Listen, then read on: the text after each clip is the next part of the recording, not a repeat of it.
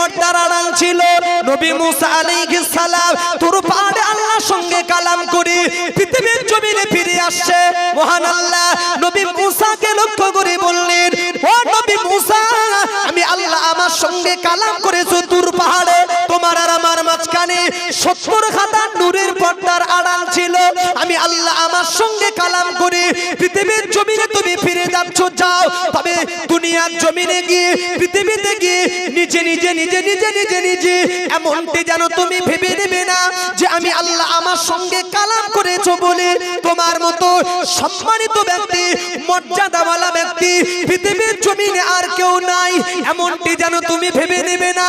ও নবী মুসা শোনো, আমি আল্লাহ তোমার সঙ্গে কালাম করেছি তুর পাহাড়ে 70 হাজার নূরের পর্দার আড়াল দিয়ে। আর আমি আল্লাহ বলছি, শুনে রাখো, আখিরি জামানার নবী, শেষ নবী জনাবে মুহাম্মদুর রাসূলুল্লাহ সাল্লাল্লাহু আলাইহি ওয়াসাল্লামের উম্মত যারা হবে, আমি আল্লাহ তাদের কাছে সারা বছরের ভিতরে একটি মাস আমি আল্লাহ দেব। উম্মতে মুহাম্মাদী যারা হবে, আমি আল্লাহ তাদের কাছে সারা বছরের ভিতরে একটি মাস আমি আল্লাহ খাড়া করব। ওই মাসটির নাম হলো পবিত্র রমজান শরীফের মাস। ও নবী মুসা, আমার আখিরি নবীর উম্মতেরা তারা তাদের নসিবে পবিত্র রমজান শরীফের মাস যদি তারা পেয়ে যায়, আমি আল্লাহ আমার জন্য রোজা আদায় করবে, আমি আল্লাহ আমার জন্য তারা সিয়াম পালন করবে। নবী মুসা শোনো, আমার হাবিবের উম্মতেরা, আমি আল্লাহ আমার হুকুম সারা দিন রোজা রেখে আমার হাবিবের উম্মতেরা যখন মাগরিবের আগে তারা যখন ইফতার নিয়ে বসে যায়, আমি আল্লাহ বলছি তোমার সঙ্গে কালাম করেছে 70 হাজার নূরের পর্দার আড়াল দিয়ে আমার হাবিবের উম্মত যারা রমজান মাসে রোজা রেখে মাগরিবের আগে যখন ইফতার নিয়ে বসে যায়, আমি আল্লাহ আর রোজাদার বান্দা বান্দাদের মাঝখানে কোন নূরের পর্দার আড়াল থাকে না। নারায়ে তাকবীর, তাকবীরটা জোরে দেন, নারায়ে তাকবীর, নারায়ে তাকবীর। পয়েন্ট নাম্বার 1 বলেছিলাম যে আল্লাহ মর্যাদা কতটা দিয়েছেন এবং কোন কোন জায়গায়, নোট করুন। নাম্বার 1 পয়েন্ট মনে রাখবেন, আল্লাহর একজন জলিল কদম নবী, পাওয়ারওয়ালা নবী, আল্লাহর সঙ্গে কালাম করেছেন, কথা বলেছেন, সরাসরি বলতে পারেননি, কালাম করতে পারেননি, 70 হাজার নূরের পর্দার আড়াল দিয়ে কথা হয়েছে। আল্লাহ বলছেন উম্মতে মুহাম্মাদী যারা, নবী মুসা কালাম করেছেন 70 হাজার নূরের পর্দার আড়াল থেকে, রেখে দেন সাইডে। উম্মতে মুহাম্মাদী যারা, আল্লাহ সরাসরি আমাদের সম্মুখে হাজির হবেন বা হন কোন টাইমে? ইফতারের টাইমে। কোন মাসে? জোরে বলে। রমজান মাসে ইফতারের টাইমে। এখন তাই যদি হয়, যদিও মাস কেটে গিয়েছে তো তবুও স্মরণ করাচ্ছি আপনাদের, এই রোজাদার বান্দারা মসজিদে যাবে আর প্লেট নিয়ে বসবে। আল্লাহ না করুন এখন যে রোজাদারের রোজা একটু বেশি গায়ে লেগে যায়, মানে যার পেট একটু বেশি খিদে, এই রোজাদার মসজিদে যাবে আর প্লেট সামনে নিয়ে বসবে। যদি বেছে বেছে ওই প্লেটে অন্য প্লেটের তুলনায় ওই রোজাদারের প্লেটে যদি সামান্য শসার, খেজুর, আপেল যদি একটু কম হয়ে যায়, যে মুহূর্তে আল্লাহ পাক সরাসরি হাজির হন, কোন নূরের পর্দার আড়াল থাকে না, সরাসরি রব বান্দার সম্মুখে চলে আসেন। এই রোজাদার বান্দারা মসজিদে গিয়ে প্লেট সামনে নিয়ে সামান্য শসা, খেজুর, আপেল একটু কম হয়েছে অন্য প্লেটের তুলনায়, আল্লাহকে হাজির নাজির রেখে সম্মুখে রেখে মাগরিবের আগে এদের ঝগড়া করতে বিবেকে বাধে না। তবে সব জায়গার কথা বললে আমার ভুল হবে। আল্লাহ হাজির কিন্তু আপনার সামনে, সুবহানাল্লাহ। একটা মর্যাদা বুঝে পেলাম, নবী মুসার তুলনায় আমাদের কম না বেশি? জোরে বলেন আপনারা, ব্যাস। নবী মুসা আলাইহিস সালাম তুর পাহাড়ে আল্লাহর সঙ্গে কালাম করে পৃথিবীর জমিনে ফিরে এসেছে। নবী মুসা পৃথিবীর জমিনে ফিরে এসে সমস্ত উম্মতদিগকে ডাক দিলেন, ও আমার উম্মতেরা, আমি তোমাদের নবী আল্লাহর সঙ্গে কালাম করে এসেছি পৃথিবীতে, তবে পৃথিবীর জমিনে ফিরে এসে আমি তোমাদের নবী হয়ে বলছি, তোমরা এই মুহূর্তে গোসল করে ওযু বানিয়ে 2 রাকাত শুকরিয়া নামাজ তোমরা আদায় করে নাও। যেহেতু তোমাদের নবী আল্লাহর সঙ্গে কালাম করে ফিরে এসেছে, তাই 2 রাকাত করে শুকরিয়া নামাজ আদায় করো। নবী মুসা যেই না বললেন, সমস্ত উম্মতেরা ওরা গোসল বানিয়ে ওযু বানিয়ে 2 রাকাত করে শুকরিয়ার নামাজ পড়তে লাগলেন। নবী মুসা আলাইহিস সালাম উনি নিজেও 2 রাকাত শুকরিয়ার নামাজ পড়ছেন। নামাজ চলাকালীন নামাজ পড়া অবস্থাতে আল্লাহর তরফ থেকে গায়বে আওয়াজ এসে গেল, ও নবী মুসা শোনো, আমি আল্লাহ আমার সঙ্গে কালাম করে পৃথিবীর জমিনে ফিরে গিয়ে তোমার উম্মতদের 2 রাকাত করে নামাজ পড়ার নির্দেশ দিয়েছো। আমি আল্লাহ রীতিমতো তোমার উম্মতিরা রীতিমতো নামাজে মশগুল আমি আল্লাহ দেখতে পাচ্ছি, শুনতে পাচ্ছি। ও নবী মুসা শোনো, তোমার উম্মতিরা যদি এখন থেকে শুরু করে কিয়ামত পর্যন্ত যদি 2 রাকাত করে শুকরিয়ার নামাজ পড়তে পড়তে কিয়ামত পর্যন্ত যদি সময়টা কাটিয়ে দেয়, আমি আল্লাহ বলছি যতটা না তারা আমার কাছে প্রিয় হবে, আপন হবে, যতটা না তারা সওয়াবের হকদার হবে। নবী মুসা শোনো, আখির জামানার নবীর উম্মত যারা হবে আমি আল্লাহ তাদের কাছে সারা সপ্তাহের ভিতরে একটি দিন আমি আল্লাহ দেব। ওই দিনটির নাম হলো পবিত্র জুমার দিন। জুমার দিনে মসজিদে আযান শুনে আমার হাবিবের উম্মতেরা যদি তারা মসজিদে এসে ইমামের পিছনে ইক্তেদা করে স্বচ্ছতার সাথে 2 রাকাত ফরজ নামাজ যদি তারা আদায় করতে পারে, নবী মুসা শোনো, তোমার উম্মতের কিয়ামত পর্যন্ত নামাজ অপেক্ষায় উম্মতে মুহাম্মাদীদের জুমার দিনের 2 রাকাত ফরজ নামাজের মর্যাদা আমি আল্লাহ আমার কাছে বেশি হবে।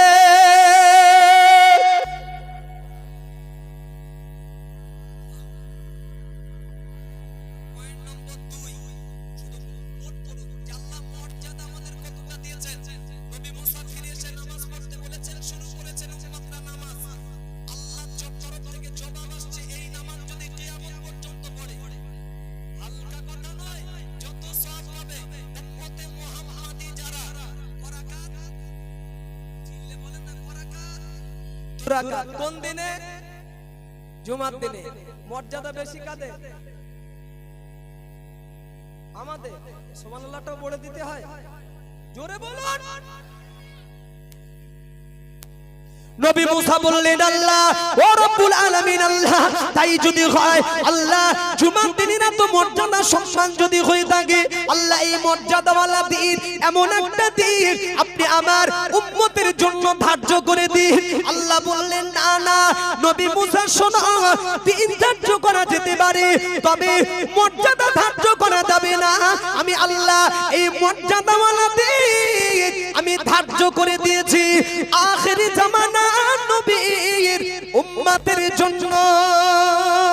নবী মুসা বললেন, আল্লাহ তাই যদি হয় জুমার দিনের এত মর্যাদা কেন, জুমার দিনের এত সম্মান কেন? আমি নবী মুসা আমার একটু জানতে ইচ্ছা হয়। রব্বুল আলামিন বললেন, নবী মুসা জুমার দিনের এত মর্যাদা কেন দিয়েছি শোনো।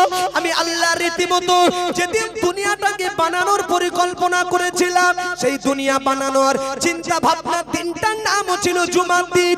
রীতিমতো আমি আল্লাহ যেদিন দুনিয়াটাকে বানিয়েছিলাম, সাজিয়েছিলাম, দুনিয়া বানানোর দিনটার নাম হলো জুমার দিন। ও নবী মুসা শোনো, দুনিয়া বানানোর পরে নবী আদমকে যেদিন বানিয়েছিলাম, আদমের বানানোর দিনটার নাম ছিল জুমার দিন। আদমের বানানোর জন্য মাটিটা যেদিন ছানা হয়েছিল, আদমের মাটি ছানার দিনটার নাম ছিল জুমার দিন। ও নবী মুসা শোনো, নবী আদমকে বানানোর পরে নবী আদমকে জান্নাতে যেদিন প্রবেশ করানো হয়েছিল, জান্নাতে প্রবেশ করার দিনটার নাম ছিল জুমার দিন।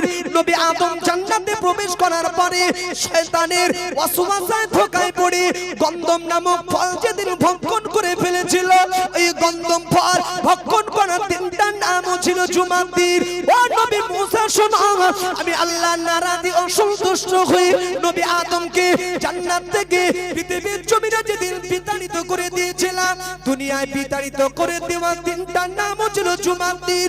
নবী মুসা শোনো, শুধু তাই নয়, যেদিন দুনিয়া শেষ হবে, ফানা হবে, ধ্বংস হবে, ইসরাফিল যেদিন সিংহায় ফু দেবে, ইদা জুলজিলাতিল আরদু জিলজালাহা ওয়া আখরাজাতিল আরদু আসকালাহা। ও নবী মুসা শোনো, ইসরাফিল যেদিন সিংহায় ফু দেবে, तमाम পৃথিবীর জমিনটা যেদিন শুরু হয়ে যাবে, ভূমিকম্প শুরু হয়ে যাবে, দুনিয়া যেদিন শেষ হবে, ফানা হবে, ধ্বংস হবে, সেই দিনটার নাম হবে জুমার দিন। তাই আমি আল্লাহ এই জুমার দিনের মর্যাদা আমি আল্লাহ সবচাইতে বেশি দিয়ে রেখেছি। আর এই মর্যাদাওয়ালা দিন আমি আল্লাহ ধার্য করেছি আখিরি জামানা নবীর উম্মতের জন্য।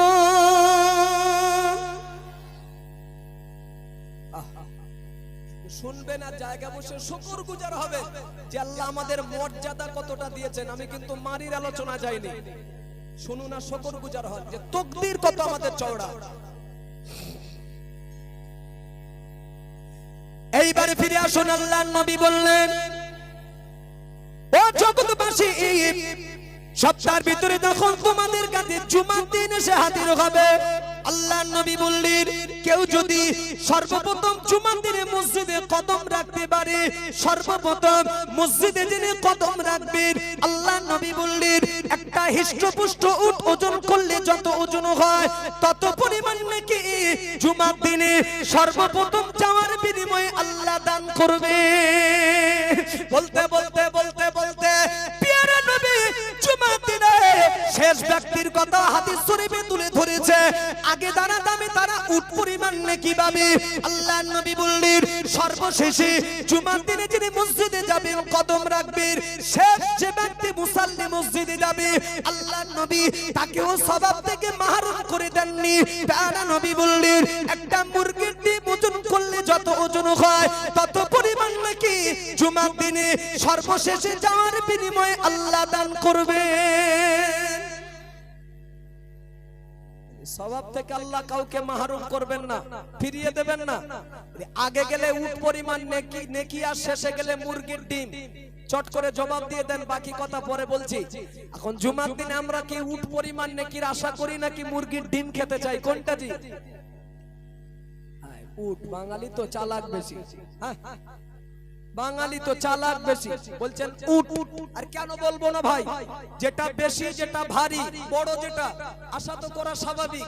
আমিও করি উট পরিমাণ নেকির আশা, আপনারা অবশ্যই করেন। এখন উট পরিমাণ নেকির আশা যদি আমাদের হয়ে থাকে, তাড়াতাড়ি বলুন, তাহলে জুমার দিনে আমরা মসজিদে আসি কখন? ঠিক ইমাম হাতে খুতবা নিয়ে মেম্বারে দাঁড়িয়ে পড়েন, দেখি এমনও সময় টুকটুক করে মসজিদে মুসাল্লি আসে। আবার অনেক সময় দেখি খুতবা শোনারও সময় হয় না, খুতবা শেষ, তাকবীর চলছে, দেখি মসজিদে অনেক মুসাল্লিও আসে। শেষে আসবেন, আবার এসে যদি উট পরিমাণ নেকির আশা করে, আগো এটা কি শোভনীয়? না না। আবার ইদানিং করে এখন দেখছি, আগো আসবো শেষে, ইদানিং করে এটা ঘটছে, আসবো শেষে জুমার দিবসে, আবার ফরজ নামাজ শেষ, এলাকা ভিত্তিক অধিকাংশ মসজিদগুলো সব দেখছি ফরজ নামাজ শেষ জুমার দিনে মসজিদগুলো সব খালি। ঠিক বলছি না ভুল বলছি? ফরজ নামাজের পরে জুমার দিনে নামাজ শেষ, মসজিদ খালি। কি গো বাবজি, ফরজ নামাজের পরে আর কোনো নামাজ নেই? হ্যাঁ না জোরে বলেন অন্তত। আছে, সেগুলো কোথায় গিয়ে পড়া হয়? কাবায়। মানে পড়ে না দিন। আল্লাহ সুমতি দিন, সঠিক বুঝ দিন, বলুন আমিন। ফরজ নামাজের পরে আরো অতিরিক্ত 12 রাকাত নামাজ, ঠিক কিনা? বাদুল জুমা, আখিরিজ যোহর, তাহিয়াতুল ওয়াক্ত, নফল, তাহলে এই যে অতিরিক্ত 12 রাকাত নামাজ পড়ে না জি? হ্যাঁ গো, একটা কথা জিজ্ঞাসা করি, আপনারা আখিরি যোহর নামাজ পড়েন তো? কিসে নামাজ কি জানেন? সত্যিকারের মুসাল্লি জানে আখিরি যোহর নামাজ, যেটি জুমার ফরজ নামাজের পরে আছে 4 রাকাত। শুনেন, এই আখিরি যোহর নামাজ নিয়ে যদি অনেক ইখতিলাফ হয়েছে, কতই করেছে, অনেকে পড়েন অনেকে পড়েন না। আমি ছোট্ট মানুষ একটা কথা বলে দেই, আখিরি যোহর নামাজ ফরজ নয়, ওয়াজিব নয়, সুন্নাত নয়, নফল নয়। এই নামাজটা কি?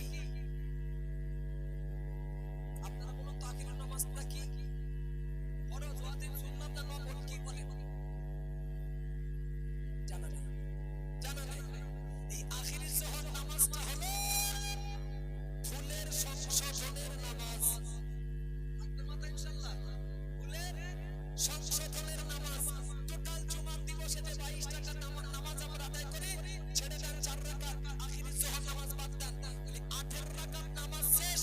যদি ওই নামাজের ভিতরে কোন রকমের কোন সমস্যা ঘাটতি কমতি কিছু হয়ে যায়, এক্সট্রা আখিরি যোহর নামাজ 4 রাকাত পড়ে দিলে আল্লাহ রাজি থাকলে ওই আখিরি যোহর নামাজটা পড়ার বিনিময়ে আল্লাহ জুমা দিবসের নামাজ আল্লাহ কবুল করে নেবেন। এখানে যদি কোনো হাজী বান্দা থেকে থাকেন আমার সঙ্গে একমত হয়ে যাবেন।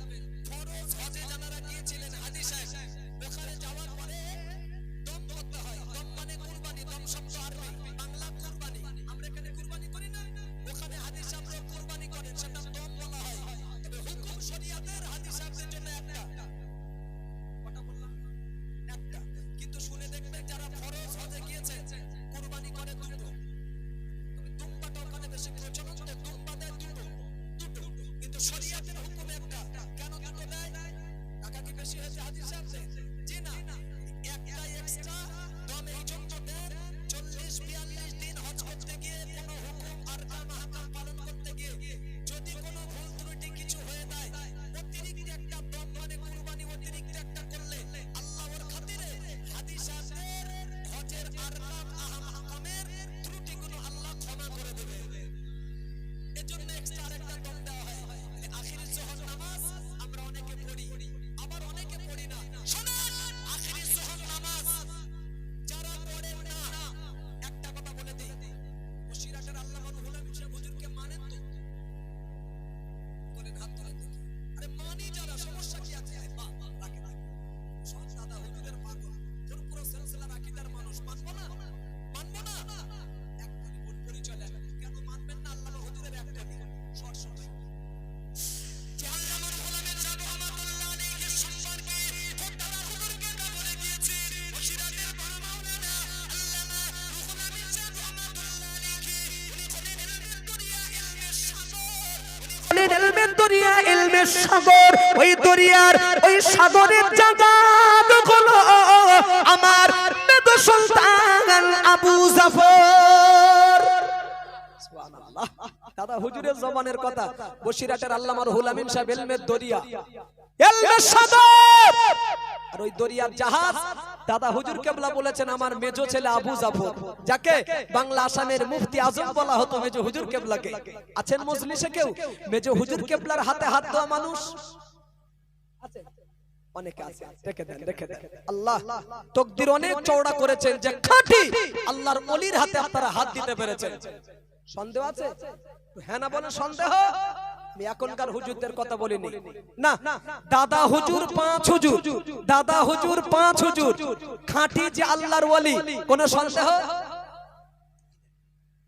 সন্দেহ? এখনকার হুজুরদের কথা বলিনি, বাদ দেন। দাদা হুজুর 5 হুজুর। তো ইলমের দরিয়া যিনি, ইলমের সাগর যিনি, আল্লামা রুহুল আমিন সাহেব দাদা হুজুর যার বলে লকাব দিয়েছেন, তিনি তার কিতাবে লিখছেন, বসিরহাটের আল্লামা রুহুল আমিন সাহেব হুজুর লিখছেন, যারা জুমার দিবসে আখিরি যোহর নামাজ যারা পড়েন না, হুজুর কিতাবে লিখছেন যে ওই ব্যক্তিটার সারা বছরে 52টা জোহরের নামাজ কাজা হবে। মসলা বলছি, মুখস্থ করেন, 52টা জোহর কাজা হবে। আচ্ছা বলুন তো, বছর হয় ক সপ্তাহে? 52 সপ্তাহে। তাহলে জুম্মা কটা হবে বাপজি? এটা হিসাব করা যাবে না? বাড়বে, দুটো বাড়বে মনে হচ্ছে। হ্যাঁ, বাবজি বলছে হ্যাঁ। আচ্ছা, সপ্তাহে যদি একটা মানে 52টা সপ্তাহে যদি একটা বছর হয়, সপ্তাহে তো একটা করে জুম্মা পড়ে, তাহলে কটা জুম্মা হবে? 52টাই হবে। তাহলে 52টা জুম্মা পড়বেন, জুম্মার হক আদায় হয়ে যাবে ইনশাআল্লাহ। মসজিদে গেলে জুম্মার হক আদায় হবে। জুম্মার পরে আখিরি যোহর নামাজটা 4 রাকাত পড়বেন না, হুজুর কিতাবে লিখছেন জুম্মার হক আদায় হবে, কিন্তু ওই দিনে 4 রাকাত আখিরি যোহর নামাজ না পড়ার জন্য ওই দিনে যোহরের নামাজটা আপনার কাজা হয়ে যাবে। তাই নামাজ পড়ে, রোজা করে, হজ করে, যাকাত দিয়ে, ইবাদত বندگی করে, শরীয়তের হুকুম মেনে এত কিছু জীবন যাপন করে মরণের পরে আপনার জাহান্নামে যেতে হবে। কেন? আপনার জীবনে 52টা জোহরের নামাজ কাজা আছে। কথা বোঝাতে পারছি কিছু? যদি মেনে নেন যে হ্যাঁ আমার মাথা তুলো নয়, আল্লামা রুহুল আমিন সাহেব হুজুরের মাথা অনেক বড়, যদি মনে হয় নিশ্চয়ই বুঝি, বাদ দেন। তর্কে না গিয়ে মেনে নেন। আখিরি জোহর নামাজ ইনশাআল্লাহ আমরা পড়বো তো ইনশাআল্লাহ। ব্যাস, তর্কের একটা জায়গা আছে, এই জায়গায় শোনেন, যদি আমি মুফতি না এর পরেও শরীয়তের হুকুম না জেনে কথাটা বলছি এমনটি ভাববেন না। শোনেন, আখিরি জোহর নামাজ জীবনে ইখতিলাফ, কোন জায়গায় পড়তে হবে আর কোন জায়গায় পড়তে হবে না আখিরি জোহর নামাজ নিয়ে শেষ একটা কথা বলছি, আম মানুষ হিসাবে এটাই আপনাদের মাথায় রেখে দেন, ইনশাআল্লাহ এটাই অস্ত্র হিসাবে কাজ করবে। আখিরি যোহর নামাজ ওই জায়গায় পড়তে হবে না। আবার বলছি, আখিরি যোহর নামাজ ওই মাটা কবে পড়া হয়? যে ঈদের দিনে পড়ার নিয়ম ছিল কবে?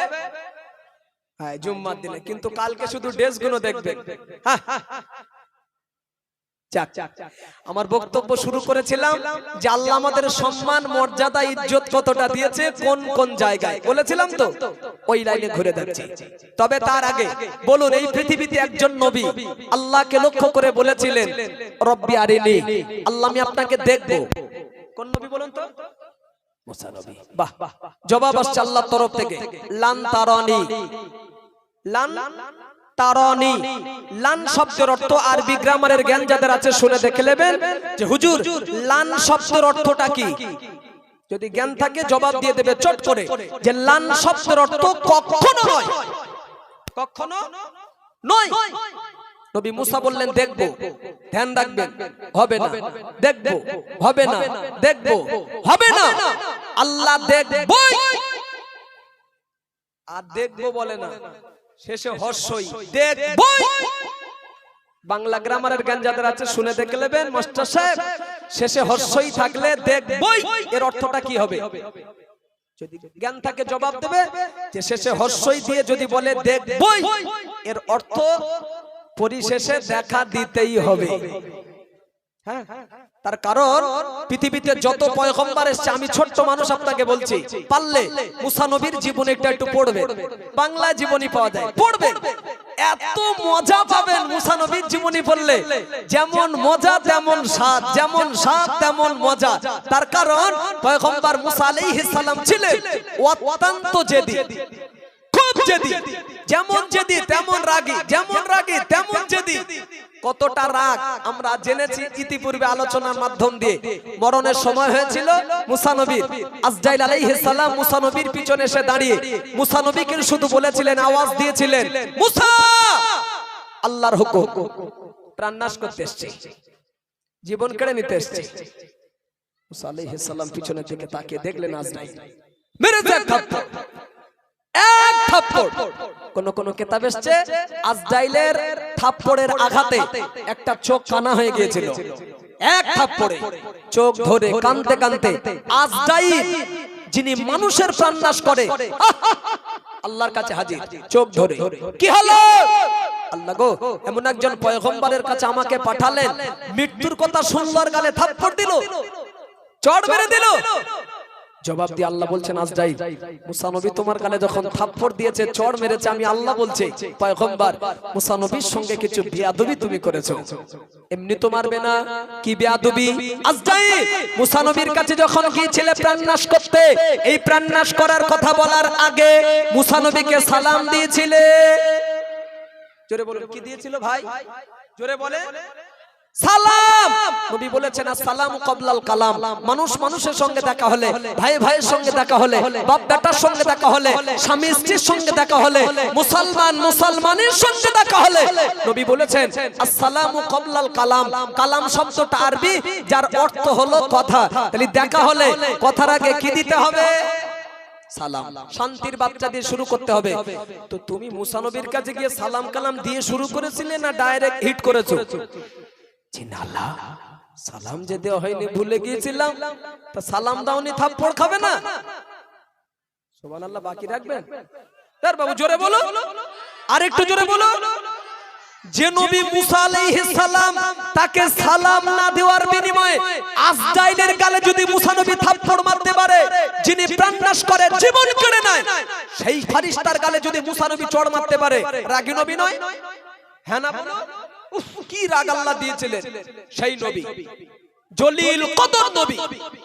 তুর পাহাড়ে যেতেন আল্লাহর সঙ্গে কালাম করতে গিয়েছেন একদিন তাফসীরে কথা বলছি গল্প নয় কথা হচ্ছে ওদিকে আল্লাহ এদিকে মুসা কালাম হচ্ছে আল্লাহর সঙ্গে কথা বলতে বলতে মুসা নবীর ভিতরে একটা প্রশ্ন জেগে উঠেছে হাত চেপে না রাখতে পেরে প্রশ্নটা আল্লাহকে করেই ফেলেছে জিজ্ঞাসা করছে দেখুন আল্লাহ আমি মুসা যদি আল্লাহ হইয়া তুমি আল্লাহ যদি মুসা হয়ে দাও কথাটা ধ্যান দেবে আমি মুসা যদি আল্লাহ হইয়া তুমি আল্লাহ যদি মুসা হয়ে দাও বলো আমার কাছে কি দাবি কি চাহিদা আছে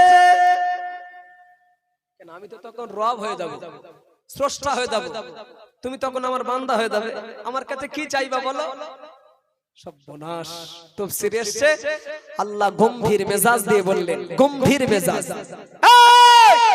নবী মুসা কি বলিস আমি আল্লাহ বলছি মুসা মুসাই থাকবে কোনোদিন তুই আল্লাহ হতে পারবি না রব হতে পারবি না এ কথা শুনে মুসা নবী মুচকে হেসে বললেন আল্লাহ আমি মুসা মুসাই থাকবো কোনোদিন যদি আল্লাহ না হতে পারি আমি মুসা বলছি তুমি আল্লাহ আল্লাহই থাকবে কোনোদিন মুসা হতে পারবে না জোরে বলুন জোরে বলুন জোরে বলুন আচ্ছা কথায় যুক্তি নেই হ্যাঁ না বলেন কি তীক্ষ্ণ ব্রেন আল্লাহ তাআলাকে দিয়েছিলেন তো অতি সত্য কথা আমি মুসা যদি আল্লাহ না হতে পারি তুমি আল্লাহ সেই নবী খুব জেদি রব্বি আরিনি দেখবো হবে না দেখবো হবে না দেখবো হবে না আল্লাহ দেখবই অর্থটা কি বলেছিলাম শেষে হর্ষই থাকলে ভুলে গেলেন দেখা দিতেই হবে কারণ খুব জেদি নবী না হ্যাঁ আল্লাহ বুঝে গিয়েছেন আর হবে না চলে এসো তুর পাহাড়ে সুবহানাল্লাহ বলো আর একটু জোরে বলে চলে এসো আল্লাহ ডাকছেন